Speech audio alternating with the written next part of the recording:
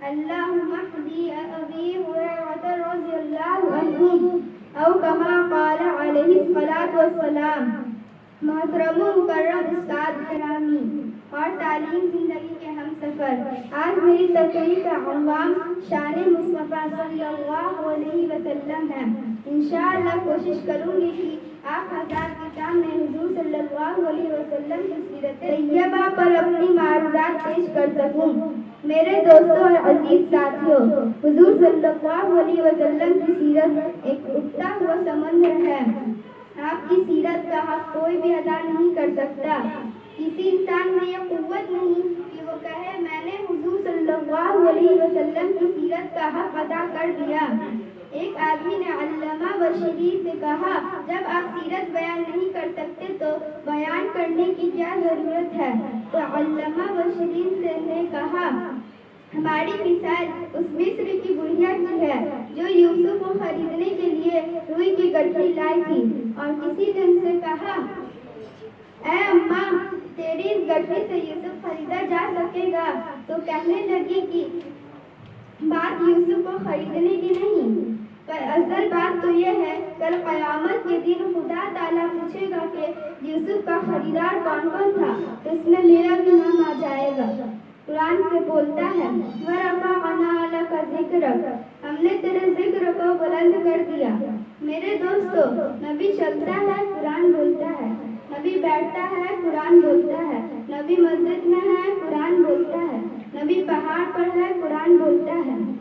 اے پیغمبر، میں نے تیری ایک ایک ادا قرآن میں اتار دیا ہے، اس لیے کہ تو اتنا بلند ہے کہ تیری وجہ سے مکہ کی گلیوں کو بلند کیا گیا، تیری وجہ سے مدینہ شہر کو بلند کیا گیا۔ ہم نے تیری وجہ سے صحابہ کو اتنا بلند کر دیا کہ قیامت تک کوئی قطب، کوئی ولی، کوئی ابدال آپ کے قدموں کا مقابلہ نہیں کر سکتا، کوئی اس کی گرد بھی نہیں پہنچ سکتا، اس لیے کہ جو تیرا صحابی بنا وہ بھی کائنات میں بلند ہوگا۔ ہمارے نبی نبیوں کے نبی، اللہ تعالیٰ نے اور انبیاء بھیجے، کسی کو شہر کے لیے، کسی کو معجزہ کے لیے، کسی کو قوم کے لیے، کسی کو ایک ملک کے لیے، لیکن ہمارے نبی صلی اللہ علیہ وسلم کو آسمانوں کے نبی، زمینوں کے نبی، شجر و حجر کے نبی، شمس و قمر کے نبی، ہمارے نبی نبیوں کے نبی۔ قرآن کہتا ہے، وَرَفَعْنَا لَكَ ذِكْرَكَ، ہم نے تیرے ذکر اور شان کو اونچا کر دیا۔ موسیٰ علیہ السلام نے لاٹھی پتھر پہ ماری، پانی کے چشمے نکل آئے۔ دنیا حیران ہو گئی کہ پہاڑ سے پانی نکل آیا۔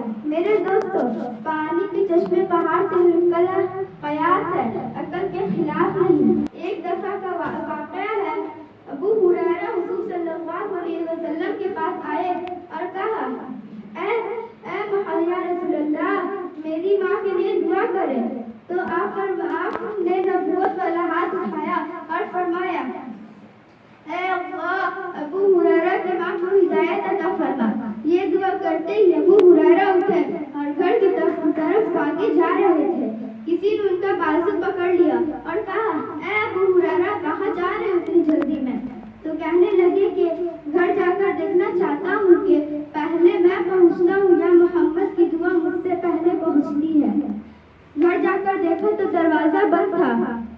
تھوڑی دیر کے بعد دروازہ کھلا تو ماں غسل سے فارغ ہو کر کہہ رہی ہیں کہ اے ابو ہریرہ، جلدی کر، مجھے محمد کے دروازے پہ لے جا کر کلمہ پڑھا۔